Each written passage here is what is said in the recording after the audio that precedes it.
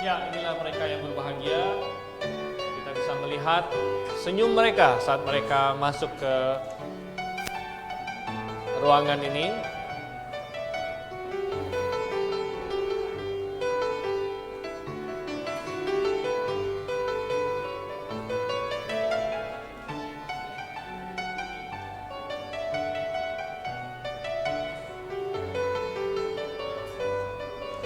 Oke.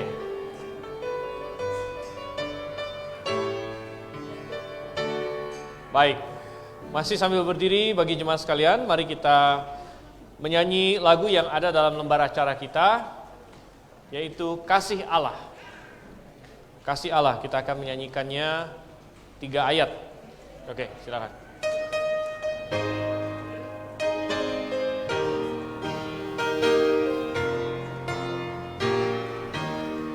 Kasih Allah amat besar dan tak dapat dilukiskan, walau tinggi tak tergambar, yang terendah diselamatkan. Untuk yang salah tanpa asal, Allah utus putra untuk damaikan yang berbeban dan ampuni dosa. Kasih Allah kaya murni, kuat tak terbilang, malam serta para suci menyanyikan riang. 2. Saat waktu sudah lalu, kerajaan dunia sirna, manusia sudah berseru, yang tadinya tak mau doa. Kasih Allah tetap ada, kuat tak terperi, karunia untuk kita malam saleh nyanyi. Kasih Allah kaya murni, kuat tak terbilang, malam serta para suci terus nyanyikan. 3. Walau laut jadi tinta, langit pun jadi lembaran, tiap batang jadi pena, tiap manusia sastrawan. Takkan cukup untuk gambar kasih paling besar, dari timur sampai barat, langit takkan tuan. Kasih Allah kaya murni, kuat tak terbilang, malam serta para suci terus nyanyikan riang. Sungguh kasih Allah yang luar biasa dalam pernikahan, di mana kita ingin merayakan kasih yang sejati. Kasih Allah harus kita selalu ingat. Mari kita bersatu berdoa. Terima kasih Tuhan, Engkau telah memungkinkan adanya hari ini, karena Engkaulah yang menciptakan dan kemudian menyelamatkan kami semua, termasuk Peter dan Yuni yang bertemu akhirnya dan hari ini ingin melangsungkan pernikahan. Tuhan, Engkau sudah memimpin tiap-tiap langkah mereka, kiranya Engkau yang memimpin juga dalam setiap acara yang akan kami lalui, tahap demi tahap, pengambilan janji nanti, dan Engkaulah yang akan meneguhkan mereka. Kami berdoa, minta pertolongan-Mu dalam nama Yesus Kristus. Amin. Ya, silakan duduk jemaat sekalian. Dan saat ini kita akan mendengarkan persembahan pujian dari Asrama Putri. Saya persilakan, apakah sudah siap? Oke. Kalau sudah siap, langsung saja.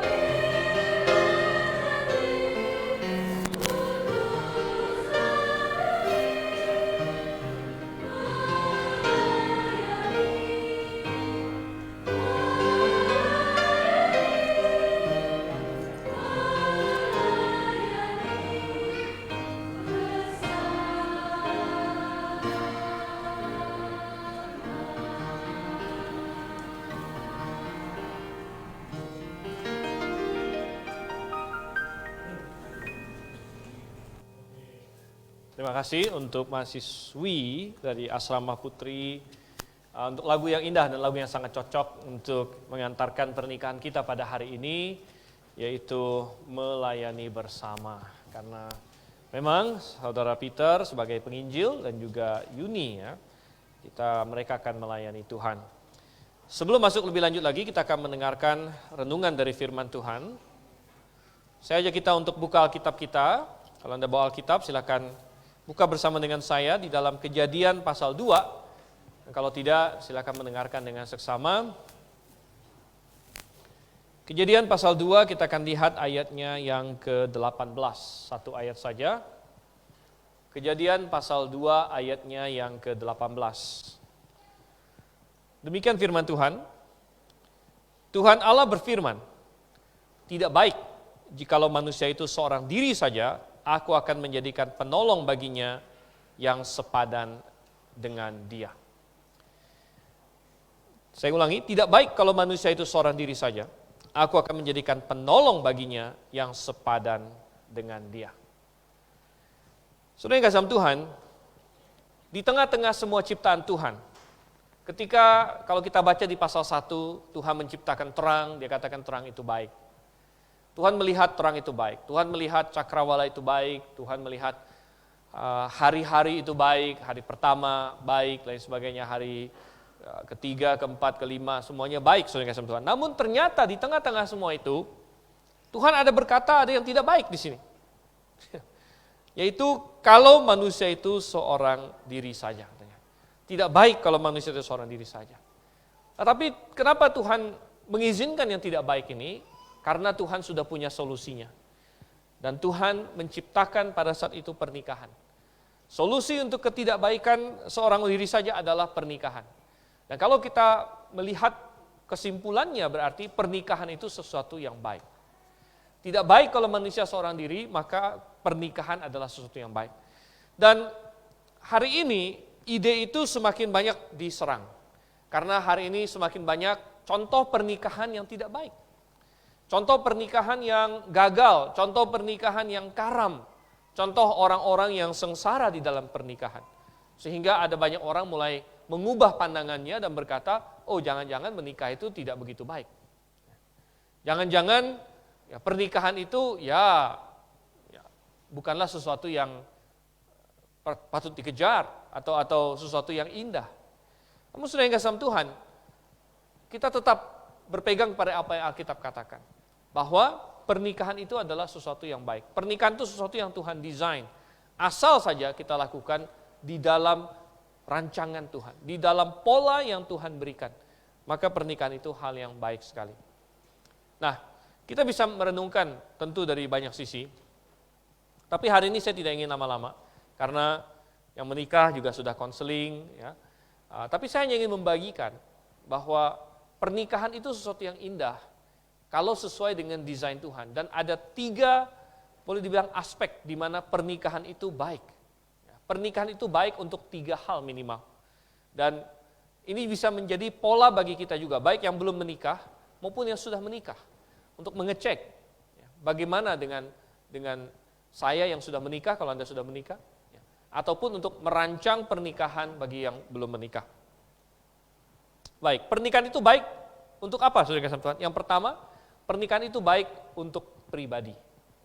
Artinya untuk orang-orang yang menikah itu sendiri. Untuk masing-masing pribadi yang menikah, pernikahan itu adalah hal yang baik. Mengapa demikian? Ya karena tadinya kalau orang tidak menikah maka dia sendirian. Adam sendirian. Nah tentu kita tidak sendirian dalam pengertian seperti Adam, karena kita punya orang-orang lain. Tetapi Adam sebenarnya dia juga punya yang lain, dia punya binatang sebagai temannya, tapi itu tidak mencukupi. Adam memerlukan seseorang yang dekat sekali dengan dia, yang sepadan dengan dia. Sehingga Tuhan menyediakan bagi Adam seorang penolong yang sepadan dengannya, katanya di sini. Dan ini benar-benar menggambarkan bahwa manusia memerlukan orang. Manusia Tuhan ciptakan sebagai makhluk sosial. Dan kalau dia sendirian saja, maka akan ada banyak hal yang tidak bisa dia tanggung.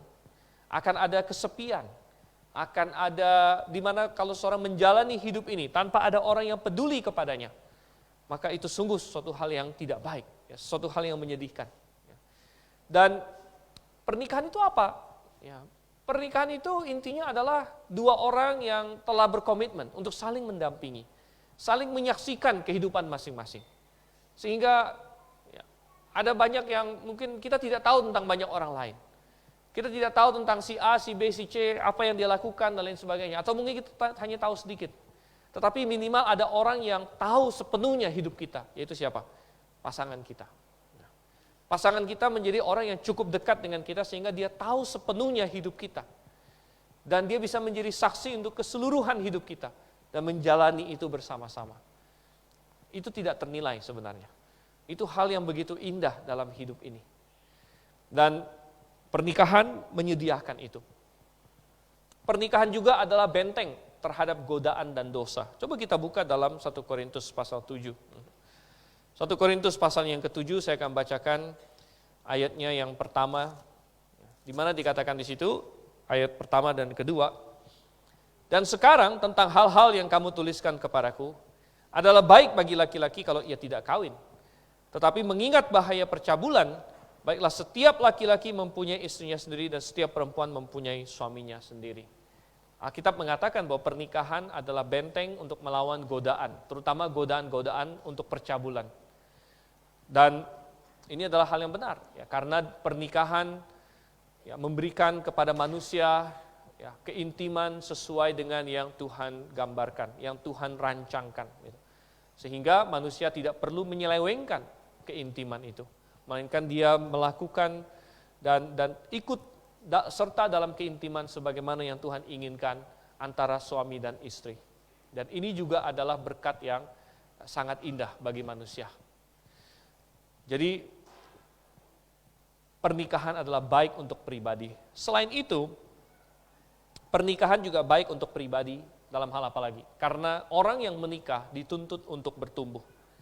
Orang yang menikah dituntut untuk bertumbuh. Di dalam Efesus pasal 5, Tuhan gambarkan pernikahan itu mencontoh Yesus Kristus. Sebagaimana Kristus mengasihi jemaat, demikianlah suami harus mengasihi istri. Sebagaimana jemaat tunduk kepada Kristus, demikianlah istri tunduk kepada suaminya. Dan itu semua memerlukan pengorbanan, itu semua memerlukan pertumbuhan, itu semua memerlukan mematikan keinginan daging. Sehingga orang yang menikah, dia harus bertumbuh. Banyak orang yang dia tidak mau menikah, ya, mungkin karena dia tidak mau bertumbuh itu tadi. Itu salah satu alasan, bukan berarti semuanya seperti itu. Ada orang yang memang punya karunia tidak menikah, mungkin dia punya tugas khusus. Namun jangan sampai ada orang yang berpikir saya tidak mau menikah hanya karena saya tidak mau bertanggung jawab. Saya tidak mau seperti ada beban dalam hidup saya dan lain sebagainya. Tapi saudara yang kasih dalam Tuhan, pernikahan kalau kita lakukan sesuai dengan desain Tuhan, itu adalah sesuatu yang menumbuhkan diri kita, memaksa kita untuk kita harus bertumbuh memang. Itu. Oke. Bukan saja pernikahan itu baik untuk pribadi, yang kedua, pernikahan itu baik untuk masyarakat. Ya, pernikahan itu baik untuk masyarakat. Karena apa? Dari pernikahanlah ada suatu keluarga, dan kemudian keluarga ini menjadi basis dari masyarakat. Dan pernikahan inilah yang menghasilkan generasi selanjutnya. Coba kita buka di dalam Maliaki pasalnya yang kedua. Maliaki pasalnya yang kedua, kita lihat ayat 14 dan 15. Saya akan bacakan. Maliaki 2 ayat 14 dan 15. Dan kamu bertanya, oleh karena apa? Oleh sebab Tuhan telah menjadi saksi antara engkau dan istri masa mudamu, yang kepadanya engkau telah tidak setia, padahal dialah teman sekutumu dan istri seperjanjianmu. Bukankah Allah yang Esa menjadikan mereka daging dan roh, dan apakah yang dikehendaki kesatuan itu? Keturunan ilahi. Jadi jagalah dirimu dan janganlah orang tidak setia terhadap istri dari masa mudanya. Oke, jadi ada dikatakan di sini, apa yang Tuhan inginkan dari pernikahan, dari kesatuan ilahi itu, kesatuan itu, keturunan ilahi katanya sini. Dan artinya pernikahanlah alat institusi yang Tuhan tetapkan untuk menghasilkan keturunan yang akan datang, generasi yang akan datang. Dan makin hari, terutama di negara-negara yang makin kacau, di negara barat dan lain sebagainya, semakin banyak anak-anak yang lahir di luar nikah. Dan lahir di luar nikah di sini dalam pengertian yang sesungguh-sungguhnya.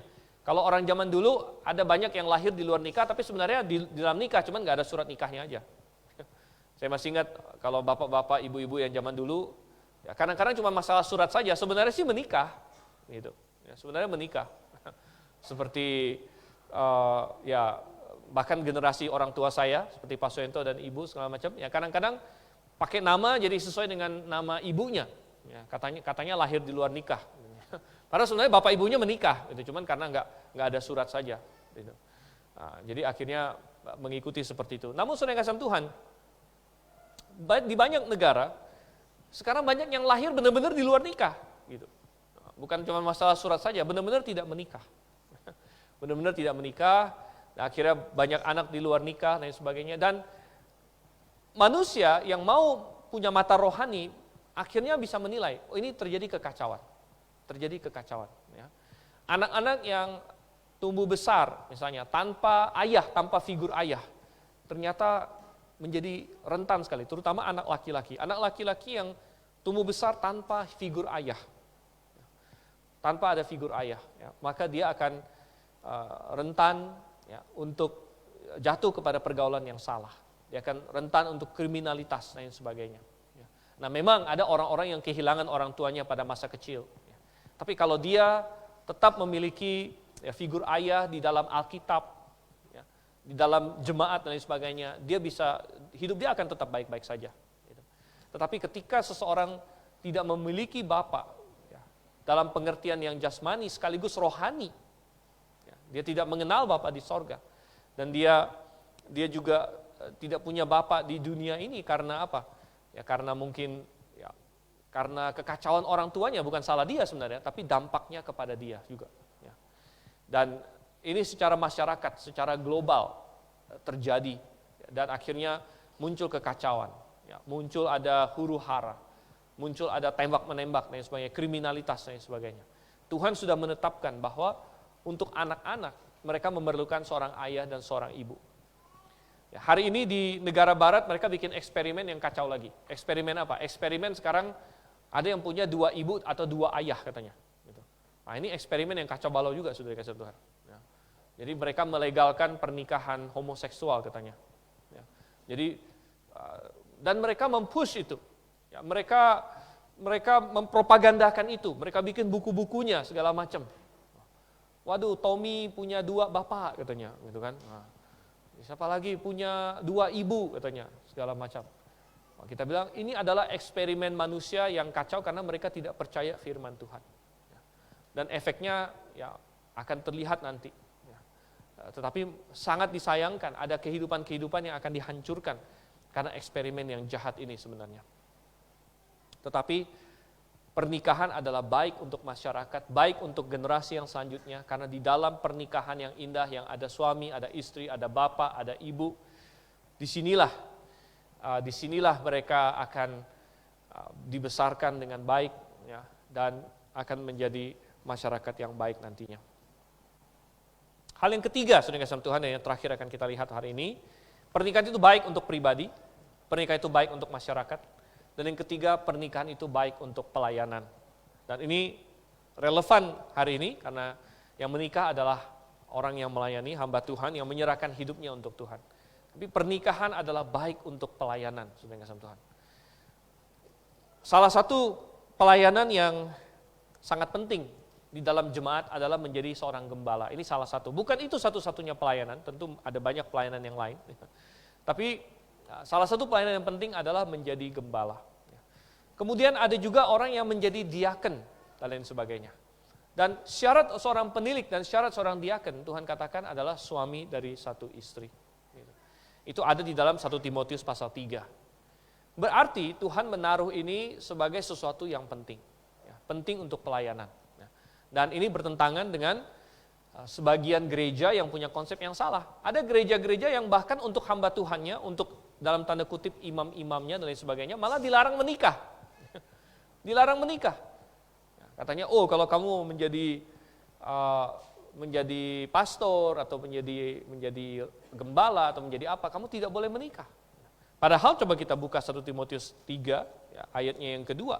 1 Timotius 3 ayat 2 dikatakan, karena itu penilik jemaat adalah gembala juga, haruslah seorang yang tidak bercacat suami dari satu istri.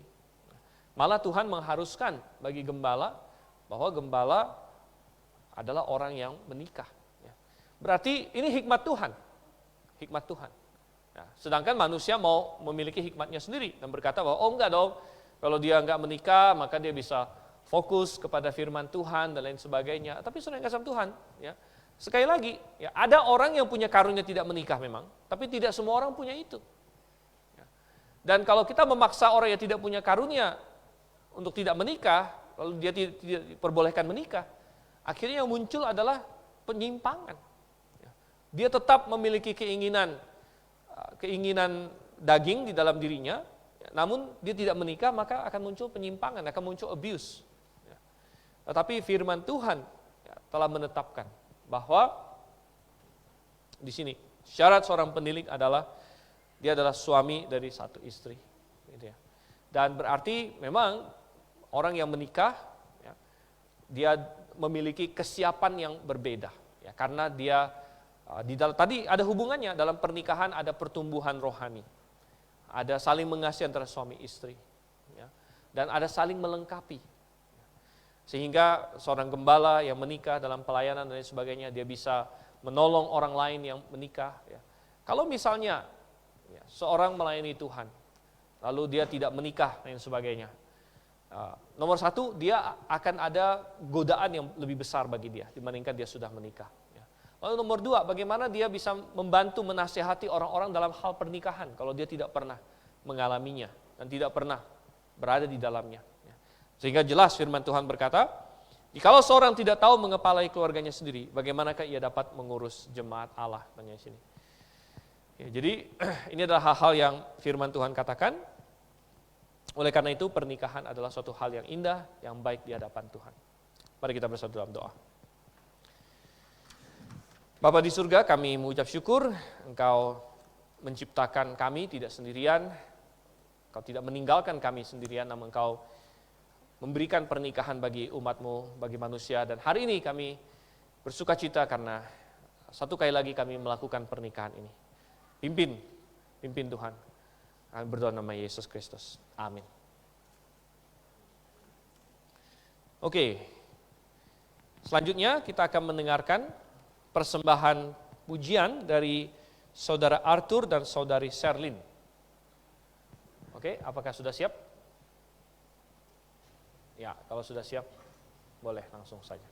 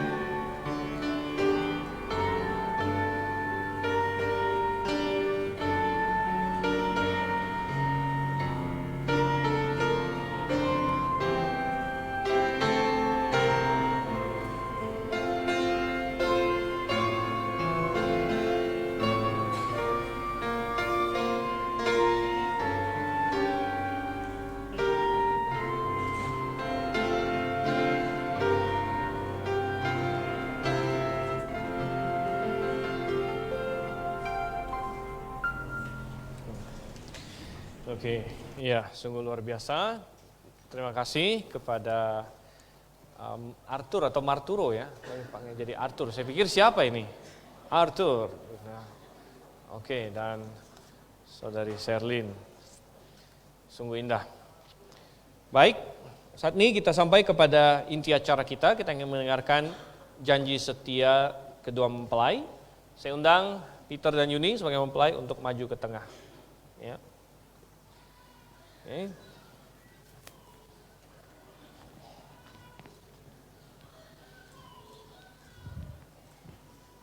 Ya, silakan di tengah.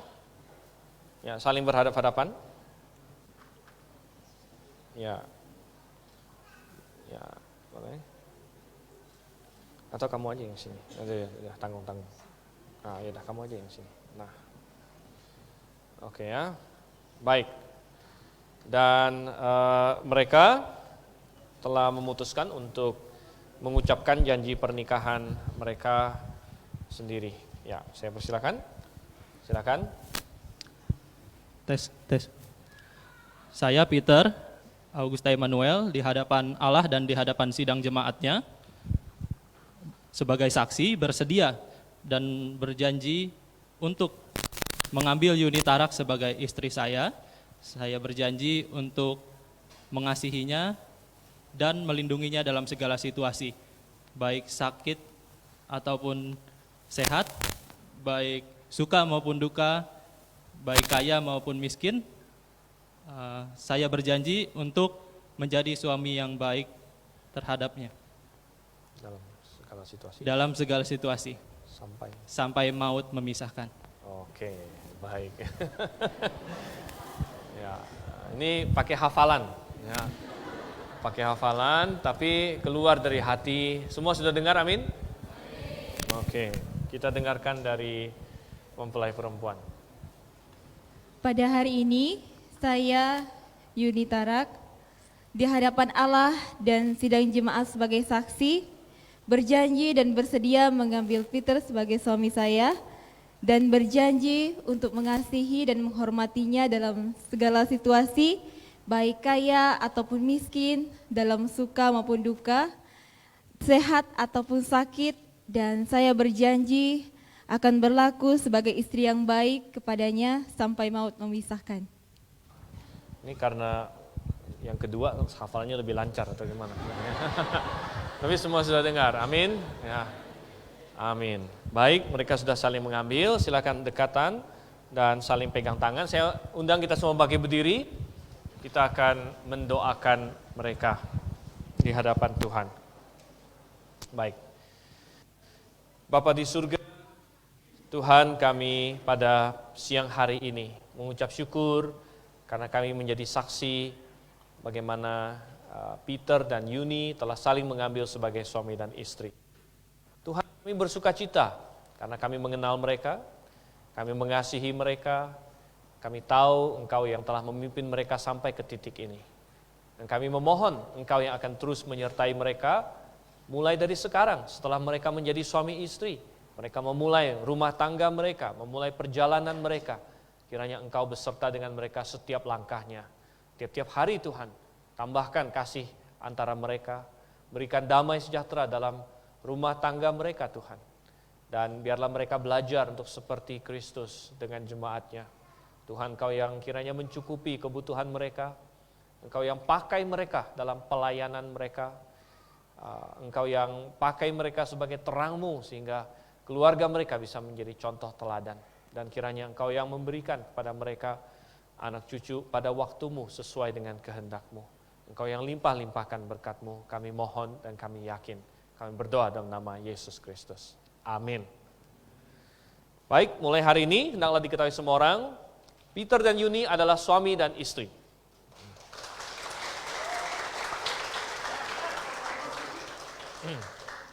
Oke, silakan dibuka cadarnya untuk melihat wajah istrinya tanpa penghalang pertama kali. Nah, ini nggak perlu dihafal. Oke, bisa berikan kecup kudus.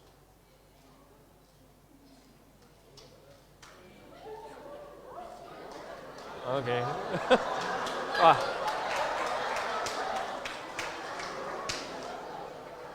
Ini Oke. Iya.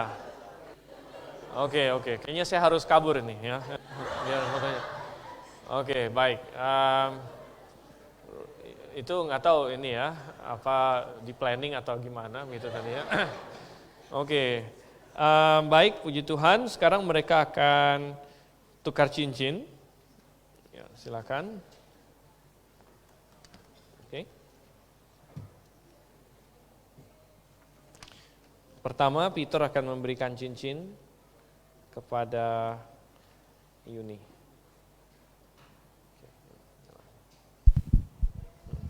Saya pegangkan, nggak apa-apa.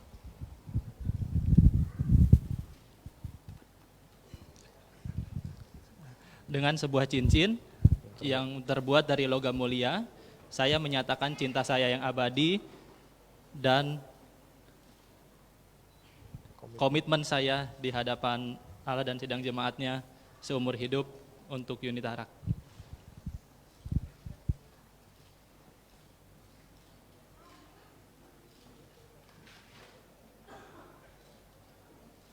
Oke. Lanjutkan. Dengan sebentuk cincin, saya menyatakan cinta saya yang abadi dan komitmen saya seumur hidup kepada Peter.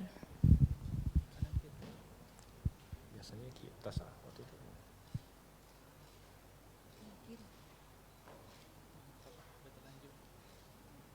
Oke, baik. Ya. Silakan kembali ke tempat. Nah, silakan duduk jemaat sekalian.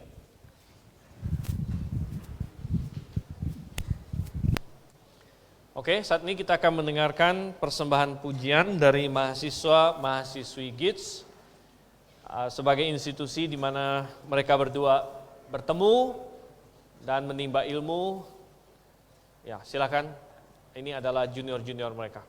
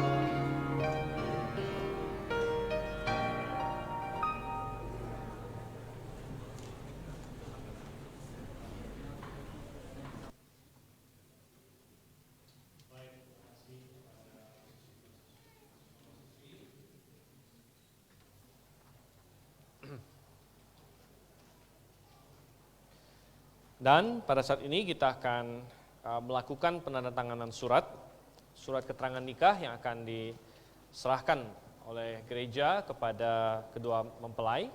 Saya undang kedua mempelai untuk pelan-pelan boleh maju ke meja di sini ya.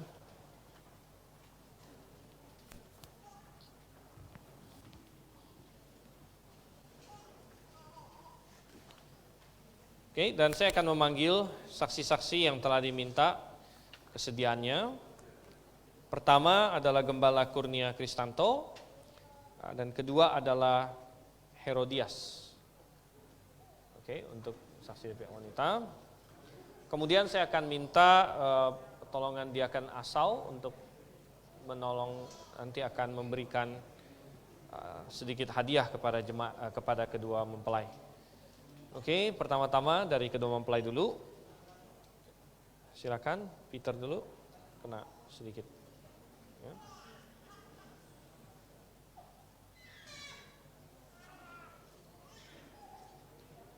Oke. Kemudian Yuni, silakan. Kena sedikit kalau misalnya.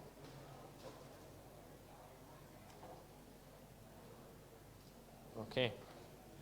Baik, kemudian Gembala Kurnia, silakan.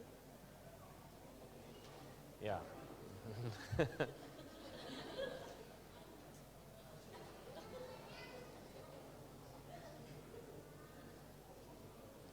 Oke. Kemudian Saudara Herodias, silakan.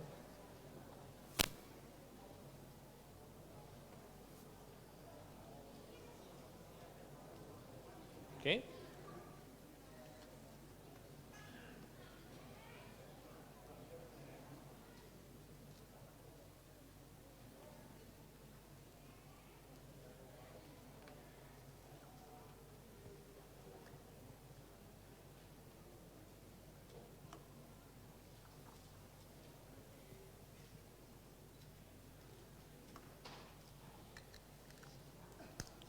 Baik, beserta dengan surat keterangan nikah ini dari Gereja GBI Grafe memberikan sedikit cindera mata akan diberikan diwakilkan oleh diakan asal.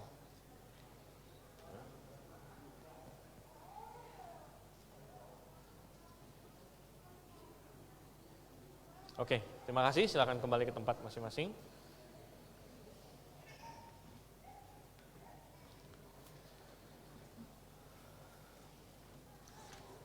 Mari kita nyanyikan lagu Selamat Menikah. Sambil lagu ini dinyanyikan, kita akan menantikan persembahan pujian dari GBA Petra. Kami persilakan untuk bersiap-siap. Sambil kita menyanyikan lagu Selamat Menikah di lembar acara kita ayat 1 dan ayat 3. Ya.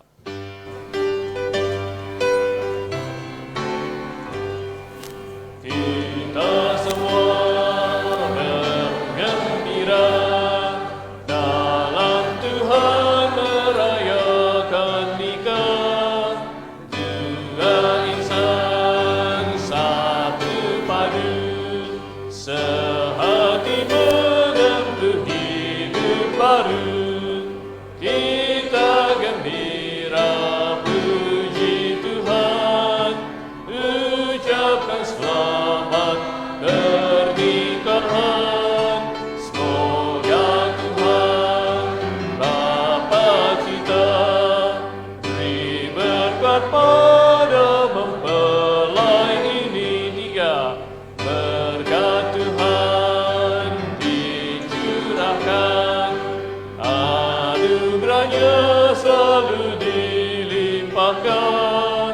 hidup suci dan berbakti, rajin bersaksi dan melayani.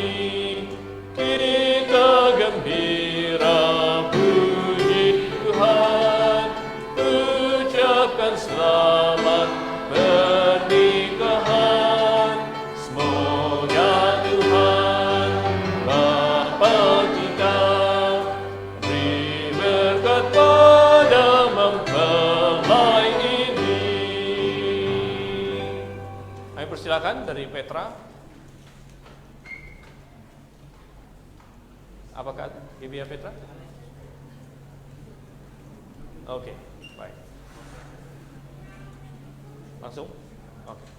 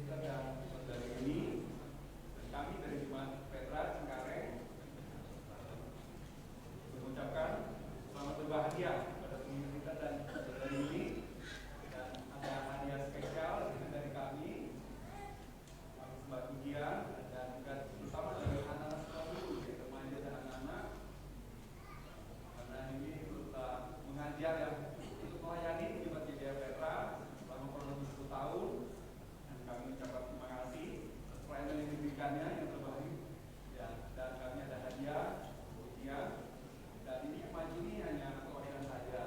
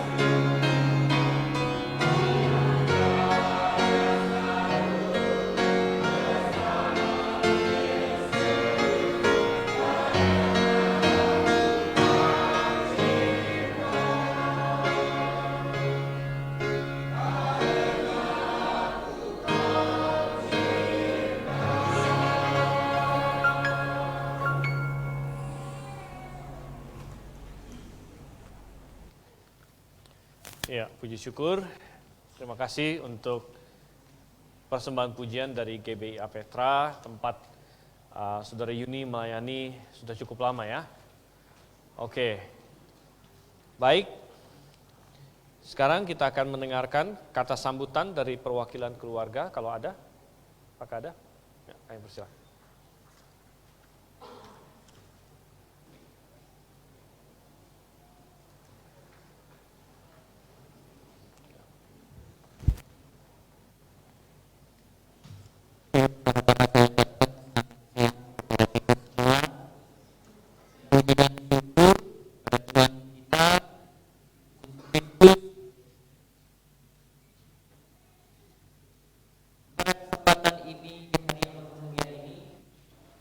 Izinkan saya mengucap banyak terima kasih kepada kita semua, pertama-tama kepada Gembala Sidang GBI Agrep, yaitu Bapak Gembala Suhento, Bapak Gembala Stephen, Bapak Gembala Andrew, dan juga Gembala Sidang GBIA Kebenaran, Gembala Kurnia. Saya mengucapkan banyak terima kasih yang sebesar-besarnya telah mendidik adik kami di dalam kebenaran Tuhan sehingga dia dapat melayani, dan respect saya untuk jemaat di tempat ini yang sangat antusias, yang begitu kompak untuk melancarkan acara adik kami. Saya banyak-banyak mengucap terima kasih dari keluarga mempelai. Dan ketika juga saya berterima kasih buat Bapak, Ibu, saudari-saudara yang hadir pada saat ini untuk menyaksikan keberlangsungan acara pernikahan adik-adik kami. Dan juga yang terakhir, kami dari pihak keluarga mengucap banyak mohon maaf apabila ada hal-hal yang kurang berkenan di hati Bapak Ibu Saudara di acara atau keberlangsungan acara ini. Mungkin ada hal-hal yang tindakan atau ucapan yang kurang berkenan di hati Bapak Ibu Saudara semua. Dari mungkin ini kata sambutan dari saya ucapkan terima kasih. Maranatha.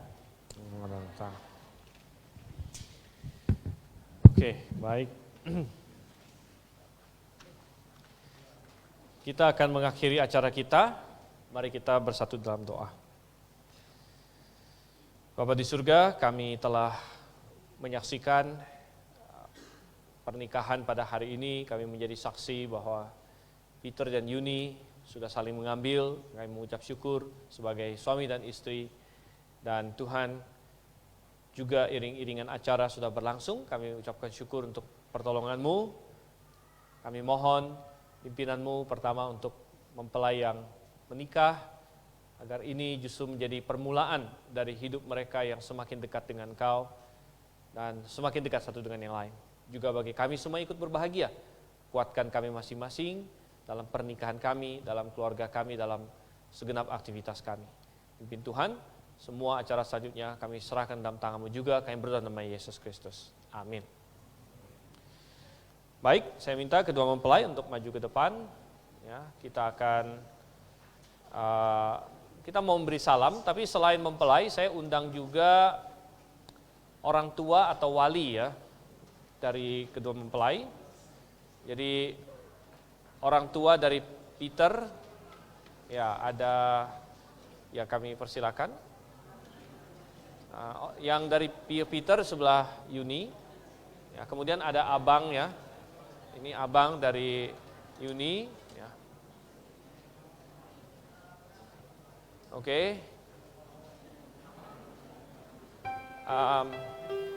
Katanya itu. Nah, ini aja. Hah? Udah, kamu. Pakur dipanggil Pakur katanya. Ya, menjadi salah satu wali dari pihak ini ya. Oke, kita akan memberikan salam kepada mereka. Mulai dari sini seperti contoh saya. Ya, selamat. Ya. Jadi, Pakur. Ya, selamat. Ian.